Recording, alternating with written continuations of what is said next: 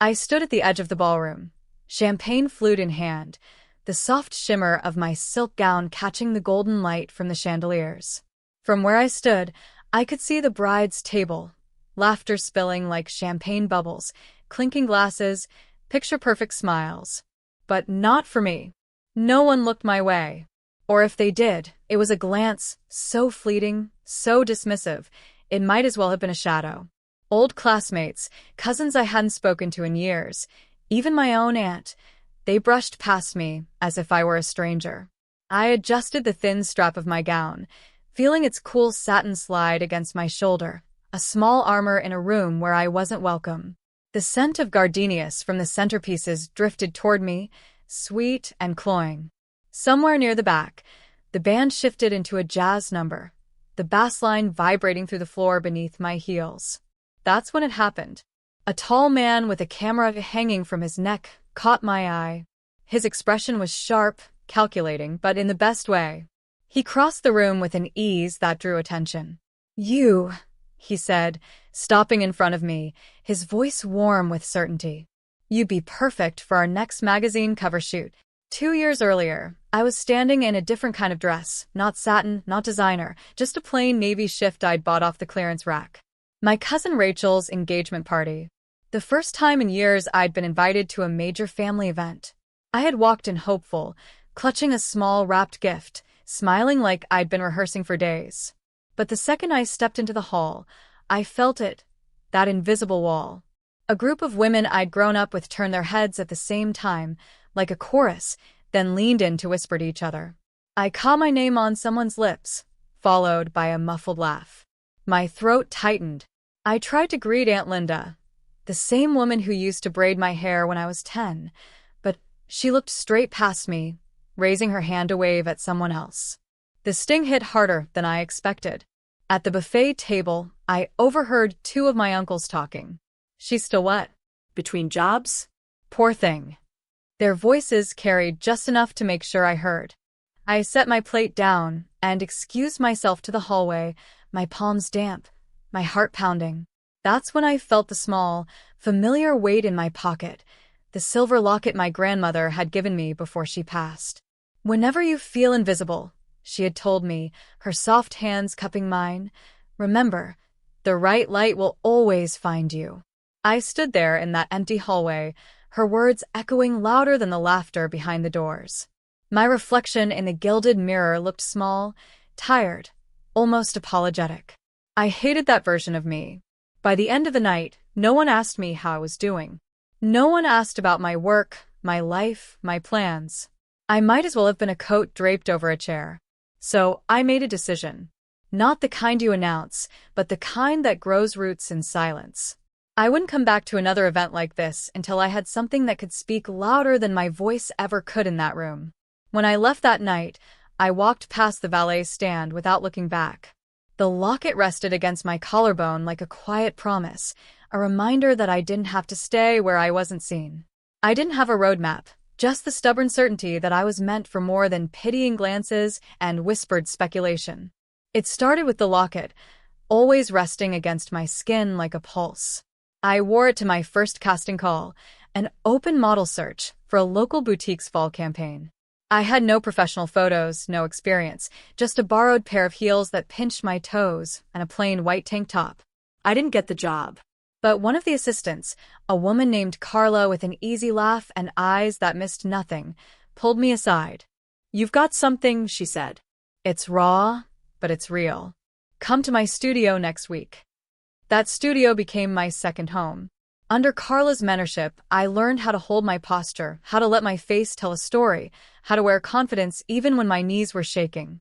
She taught me the difference between posing for a camera and commanding it. The nights were the hardest. I worked part-time at a coffee shop, sometimes closing at midnight, then heading straight to the studio for practice sessions. My feet ached. My bank account barely held steady.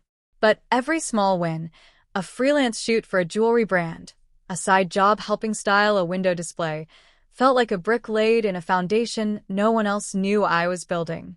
I didn't post about it. Not on Facebook, not on Instagram. My family saw the occasional harmless update, a latte art photo, a city skyline, but nothing that hinted at my new world. I kept my progress tucked away, protected like a seedling too delicate for harsh weather. A year in, I booked my first national campaign, a high-end skincare line.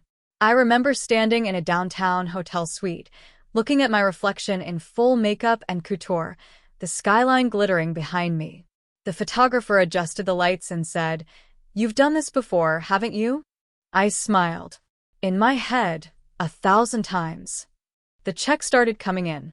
Not extravagant at first, but enough to trade my shared apartment for a small loft with exposed brick and sunlight pouring in every morning. My fridge was still modest, but the rent was mine.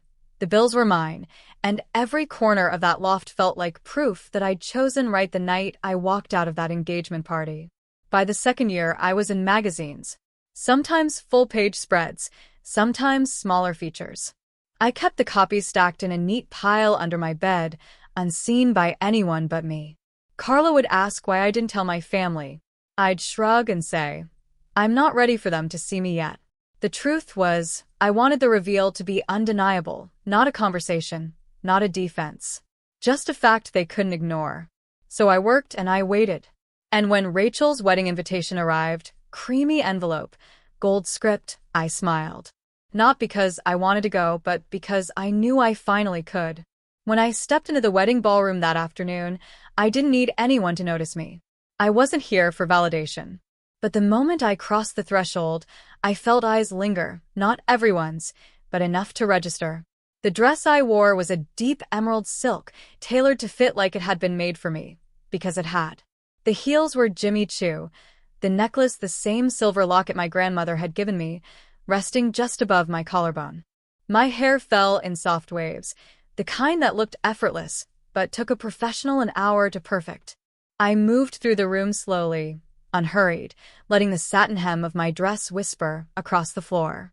Rachel, radiant in her wedding gown, caught sight of me from across the room. Her smile faltered for half a second before she turned back to her conversation.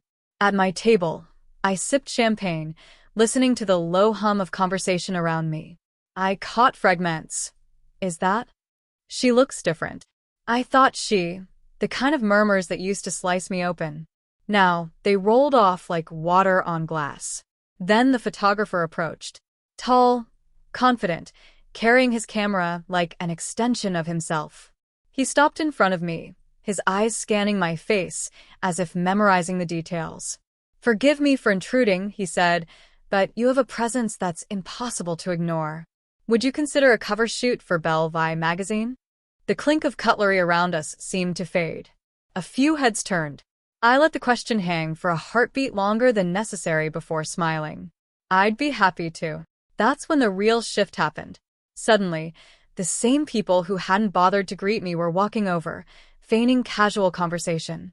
My Aunt Linda appeared, her tones syrupy sweet. "It's been so long, dear. You look incredible. What have you been up to?" I placed my glass down gently. "Traveling. Working. A few campaigns here and there." I kept my voice even, but the edge of truth was there. Rachel's maid of honor, a girl who once laughed about my pipe dreams, leaned in. "Wait, are you like a model now?" I met her gaze, unblinking. "I'm a creative consultant and model for several national brands. Some international." The table went quiet for a moment, as if everyone needed to recalibrate their memory of me. The photographer, still nearby, chuckled. "She's being modest. She's one of the most striking faces I've seen in years." I didn't need to look around to feel the collective shift, the reevaluation, the subtle shame, the dawning realization that I was no longer the girl they'd once overlooked. As the evening wore on, I noticed them trying harder, drawing me into conversations, asking about my work, offering to catch up. It was polite, but I could see the undercurrent, curiosity tangled with regret. Toward the end of the night, Rachel approached, bouquet in hand, the lights catching the jeweled pins in her hair. "I didn't know you were doing all that," she said, her voice softer than I remembered. "I know," I replied. Not unkindly, but with the kind of simplicity that leaves no room for apology. We posed for a few photos together, the bride, and the cousin she hadn't thought twice about inviting. Except now, a dozen eyes followed the photographer's lens every time it turned toward me. When I left the wedding, the night air was cool against my skin. The city lights stretched ahead like a promise. The locket rested warm against my chest, and I realized my grandmother had been right all along. The right light had found me, and this time I didn't have to chase it. In the days after the wedding, the messages started. First, a text from Aunt Linda. "It was so lovely seeing you.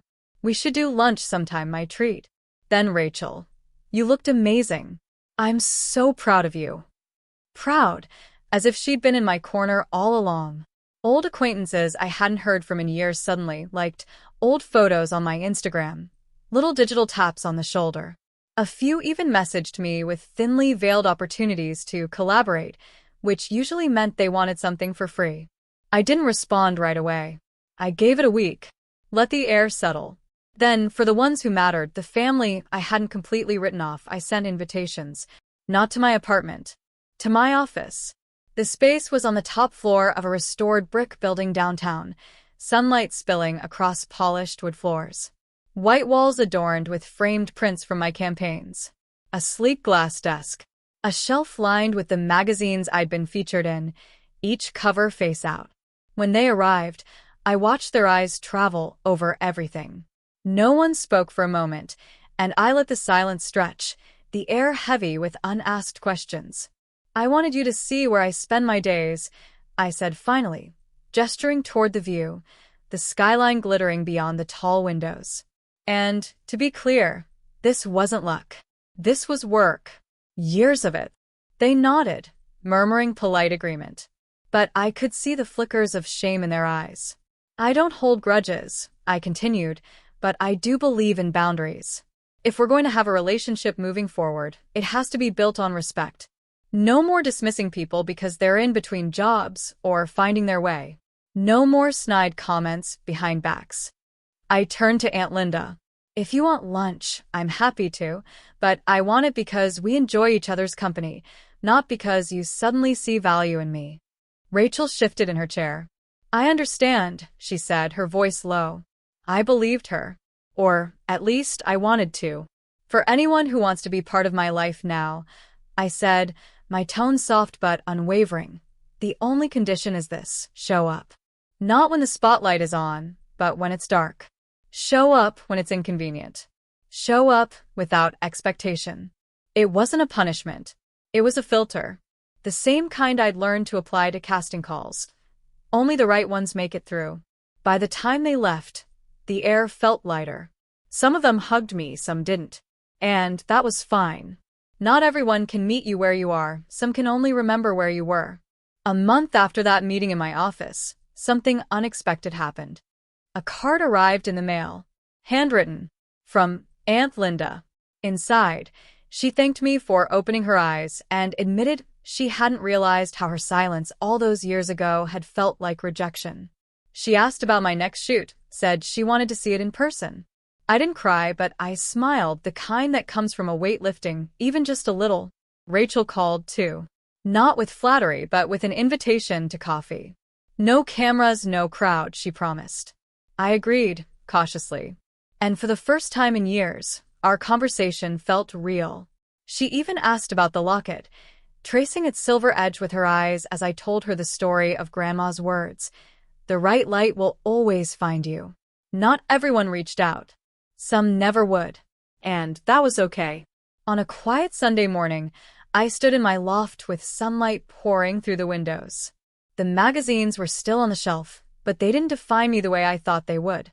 Success wasn't the glossy paper. It was the freedom to choose who I let into my world. I slipped the locket from my neck and opened it, tracing the tiny photo of Grandma inside. "You were right," I whispered. "The light found me." But it wasn't just the light. It was the shadows, too. The nights I felt invisible, the sting of being overlooked. Those moments had shaped me as much as the spotlight ever could. That afternoon, I walked past my reflection in the mirror and paused. I didn't see the girl from the engagement party. I didn't even see the model from the magazines. I saw a woman who knew her worth, whether or not anyone else recognized it. If someone had told me back then that I'd be invited to grace a magazine cover, I would have laughed. Now, it felt less like a miracle and more like the natural result of finally stepping into my own skin. When the Belle Vi issue hit stands, the headline beneath my photo read, "In her own light." I didn't post about it. I didn't need to, because I remembered the wedding. The way they looked past me, and the way the photographer's voice cut through it all, warm and certain. "You'd be perfect for our next magazine cover shoot." And in my mind, I said it back not to him but to myself. They ignored me at the wedding. But this time, the spotlight found me anyway.